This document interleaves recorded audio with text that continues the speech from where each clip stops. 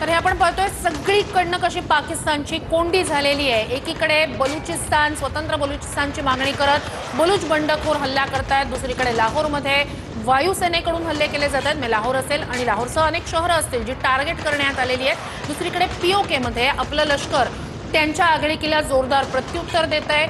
तिथे कराची पोर्टवर सुद्धा मोठा हल्ला आपल्या नौदलानं केलेला आहे। कराची बंदराचं मोठं नुकसान 1971 नंतर पहिल्यांदाच कराची पोर्टवर हल्ला आणि टार्गेट करण्यात आलेला आहे। सगळ्या बाजूनं जल थल आकाश अशा सगळीकडनं आता पाकिस्तान चांगलाच कात्रीत सापडलाय, कोंडीत सापडलाय। तर पाकिस्तानची खुमखुमी आता पाकिस्तानला नडलेली आहे आणि भारतानं केलेल्या हल्ल्यानंतर तिथे बलुचिस्तान सुद्धा तिथे हल्ला केला। बलुचांनी सुद्धा पाकिस्तानवर हल्ला केला, त्यांच्या सैन्यावर हल्ला केलेला आहे। स्वतंत्र बलुचिस्तानची मागणी त्यांची आहेच आणि ती आता या ठिकाणी जोर धरते। त्यामुळे पाकिस्तानचे तुकडे तुकडे होणार का याकडे आता जगाचं लक्ष असेल। तर कराची पोर्टवर नौदलानं हल्ला केला पहिल्यांदाच 1971 नंतर कराची पोर्टवर अशा प्रकारे नौदलानं हल्ला केलेला आहे। तिथे पीओके मध्ये सुद्धा तशाच प्रकारे हल्ला केला जातोय। तर लाहोरमध्ये वायुसेनेचे हल्ले सुरू होते आणि त्यामुळे पाकिस्तानच्या प्रमुख शहरांमध्ये पूर्णपणे पाकिस्तानची नाकाबंदी करण्यात आली।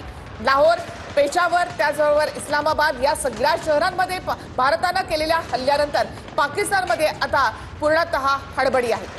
तर ऑपरेशन सिंदूर नंतर आपलं हवाई दल ऍक्टिव्ह मोड मध्ये होतच, त्यांचे हल्ले परतवून डावले जात होते। काही शहरांमध्ये काल आपण प्रत्युत्तरादाखल एअर डिफेन्स सिस्टीम सुद्धा त्यांची निकामी केली। या सगळ्यानंतर आपलं नौदल, भारतीय नौदल सुद्धा ऍक्शन मोड मध्ये आहे।